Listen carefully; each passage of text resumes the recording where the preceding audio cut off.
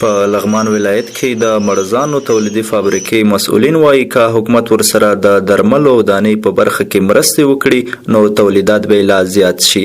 بل لور ته بیا مسؤلین وایي چې هڅه کوي چې دوی ته هر ډول امکانات برابر کړي.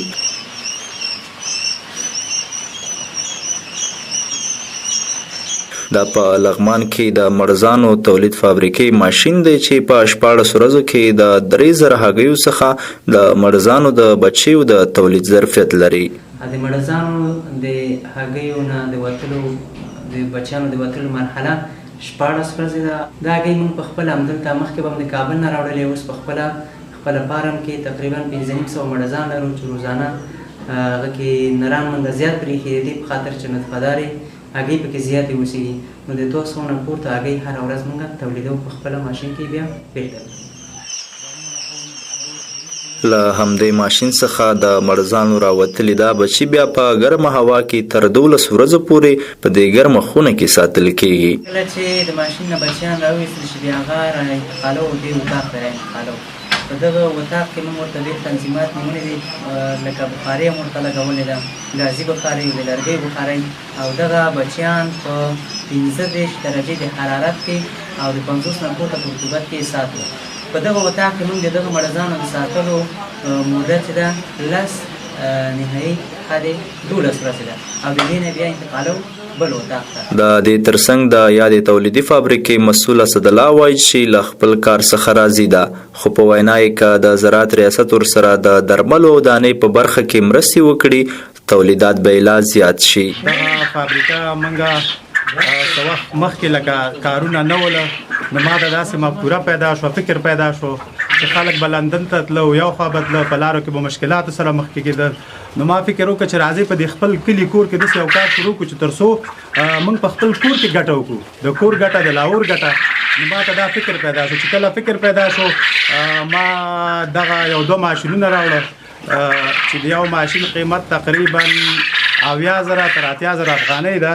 2 ماشینونه مې قندهار نه راوړل او دلته مې کار شروع کړ. نو په دې کې دغه د مړزانو تولید هم کېږي، د چرګوډ هم کېږي. نو الحمدلله موږ د کاروبار نه راضي یو او موږ د ګرانو وطنوالو ته هم دا پیغام ورکوم چې تاسو په خپل وطن کې کار وکړئ. دا یو ډېر ښه کار ده. او بل دا داسې یو کار ده که دغه ماشین موږ او تاسو په کور کې ولګو، په کور کې یوه سیاست هم د اداره کولی شي. موږ د زراعت او د مالدارۍ د رئیس صاحب نه همکاري غواړو چې موږ سره په دغه بخش کې همکاري وکړي. لکه موږ ته په کار ځینې مؤسسات راځي، د دانې دپاره یو میل وړوکی میل موږ ته برابر کړي چې تر څو دانه هم د موږ د خپل د لغمان نه شي او په خپل ځای کې تولید کړو. نو موږ د زراعت نه غواړو چې موږ تشویق هم کړي او زموږ سره همکاري هم وکړي او د دوی دپاره د دوا دپاره، د دوی دپاره د تربیې دپاره لا نور موږ ته ضرورت ده چې راهنمایي وکړي چې تر څو په دې وطن کې دغه کاروبار کامیاب شي او د موږ وطنوال په کار شي. بل لور ته د مالداري او صحت رواني امیر وایي د مړزانو د تولید فارم لرونکو لپاره هڅې کوي تر څو له مؤسساتو سره په همغږي د دوی ستونزو ته رسیدګي وکړي. البته په لغمان ولایت کې د 1 کال 2 کال کېږي چې موږ په لغمان کې د مړزانو فارمونه ایجاد کړي چې فعلا 4 بابه موږ فارمونه لرو د مړزانو، چې البته یو باب په لنګار ولسوالۍ کې، 2 بابه په مرکز کې او یو باب په قرغیو ولسوالۍ کې دي.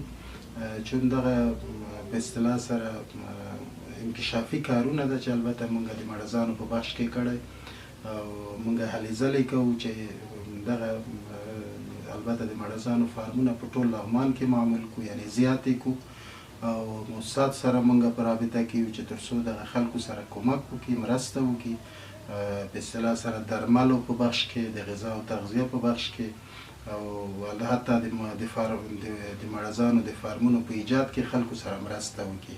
چون دغه نوی ده او موږ ورو کوشش کوو چې دغه فارمونه په لغمان کې زیات کړو، خصوصا د مړزانو.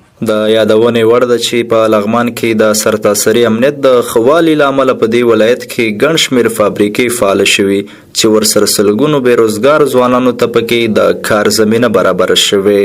تسل احمدزی، هیرو ټي وي، لغمان.